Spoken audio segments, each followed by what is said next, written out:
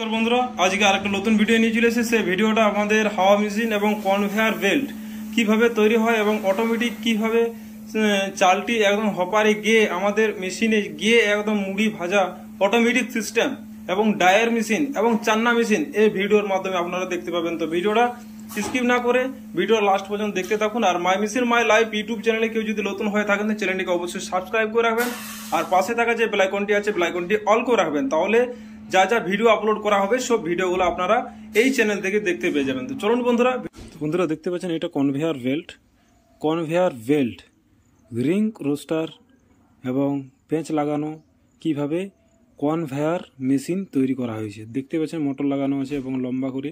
আর এটা হচ্ছে হাওয়া মেশিন। এর সাহায্যে আপনারা ভাটিতে লাগাতে পারবেন এবং আপনারা মুড়ি ফেকার জন্য সাহায্য এটাতে করবে। আর এটা হচ্ছে ড্রায়ার মেশিন। এই ড্রায়ার মেশিনের সাহায্যে আপনারা অতি সহজে আপনারা চাল গরম করতে পারবেন এবং রোস্টার মেশিন বা মেশিনে মুড়ি ভাজতে পারবেন। তো দেখতে পাচ্ছেন এখনও ফিটিং করা হয়নি, এটা কালার করার পর আপনারাকে দেখাবো। তো এটা হচ্ছে চান্না মেশিন, এইটাতে আপনারা মুড়ি চালতে অতি সহজে করতে পারবেন। তো বন্ধুরা ভিডিওটা আরও বেশি বড় করছি না, পরে ভিডিওতে আবার